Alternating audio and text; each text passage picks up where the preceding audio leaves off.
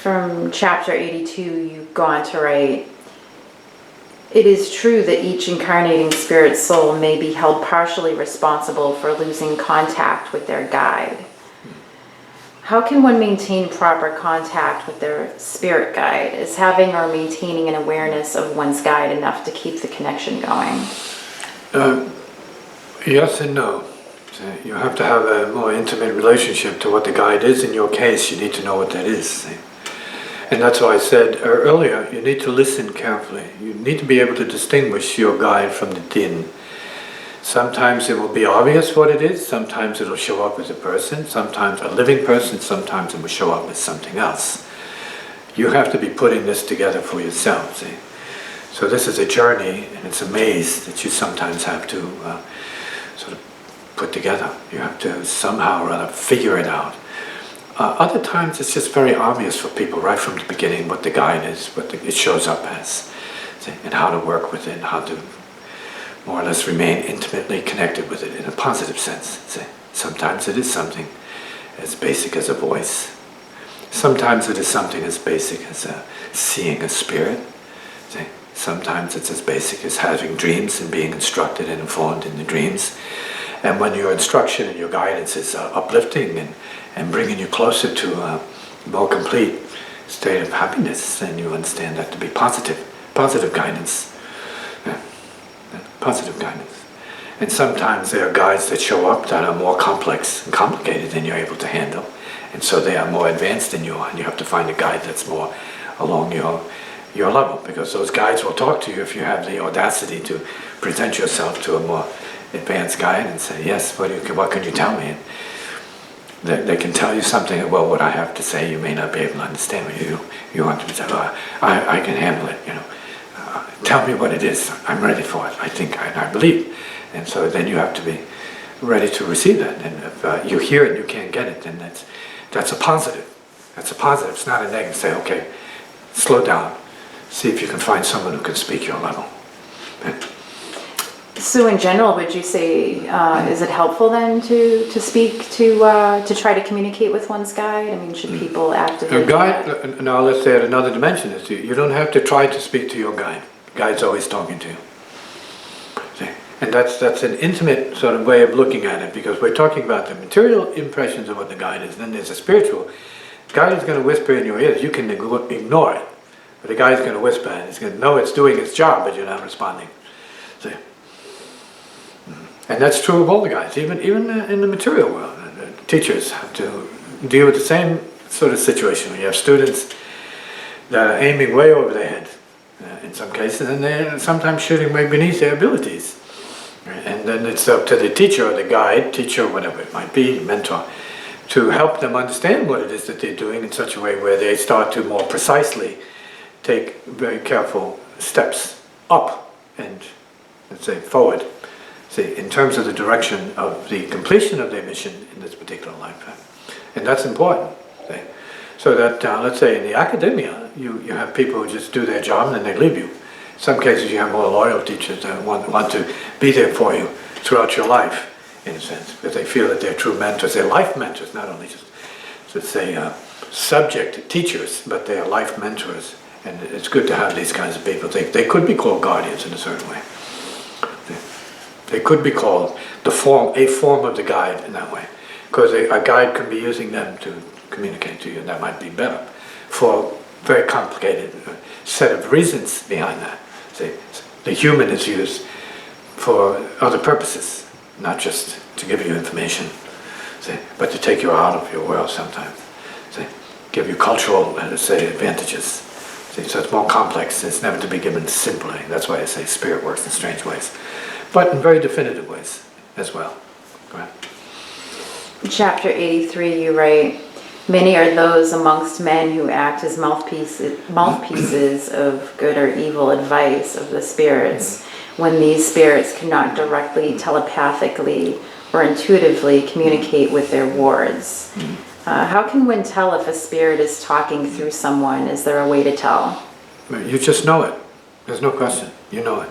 It grabs you by the ears, like the physical ears when you grab the ears, somebody pulls you by the ears. You know it. See?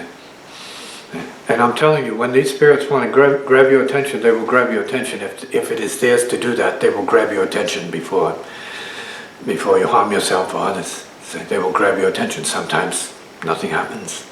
There's no one there to grab your attention, and you do things and you have to regret, because obviously that's the lesson you need to deal with, to regret. You need to learn your lessons of suffering, sorrow, regret, misery, all the darknesses. See, before you can get to the light, you need to know the darkness. That is true. You need to know everything from nothing. You need to know nothing in the everything at the same time. So the paradox rules here, and the mystery remains as it is. It's not spiritual. The spiritual is sometimes very incomprehensible. See, the higher forces are beyond the mortal mind. But we are not just the mortal mind. If you're going to assume being the mortal mind, see, the victim, then you're going to be, subject to what comes with that. If you open yourself to the immortal realities, then you will become subject to that, see, in accordance. No easy answers as far as the way it is concerned. You need to know for yourself. And so the Masters have more or less stated that very, very clearly. You need to know yourself, but not your limitations. You need to know for yourself what and who you are beyond your limitations. From chapter 84, you write, "Those who are of deep faith understand through inner or subtle feelings and spiritual whisperings that at any point anyone may be chosen to take up some aspect of Spirit's work." My question is, are we all called upon at some point in our lives to do Spirit's work? Everything good you do is Spirit's work. Everything. Every kindness is Spirit's work. Every sense of healing, respect, everything positive is Spirit's work. And then everything negative as part of your instruction is ultimately Spirit's work. So you have to learn right from wrong by knowing the wrongs. So it's really ultimately, it is Spirit's work. See? Ultimately, you enter the way of Spirit because you have been in the darkness of Spirit, and you know what the light of Spirit is. See? So that's a mystery. See? We have to know pain through and through, which means we have to know hell through and through before we can appreciate what it is, that heaven is, and what the bliss of knowing is. So it's not just the bliss. You can be in the worst pain. You can be on the battlefield with your body mangled and severed in all different directions, and enter the bliss of awareness and understand let's say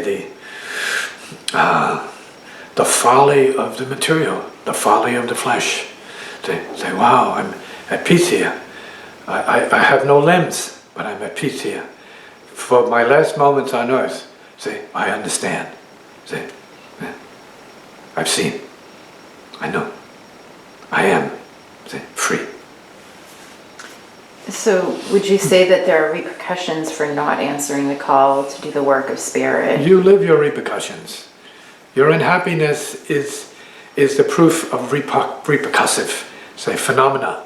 Say, you're unhappy because you're not doing the right thing. You need to know what the right thing is. No one has a real answer for you, but your unhappiness is a payment for having done things that warrant unhappiness. It's reflexive. See, once you start doing other things, you see you're less unhappy. So you need to know what those things are that bring about the less of the unhappiness and less of the pain and the suffering and the torture that is self-created, let's say. Even though it's imposed upon you, you're in that position of victim. You need to look at that and say, well, I can't be here anymore. I don't want this anymore. I'm a victim. I don't want to be a victim now. I need to get out of this.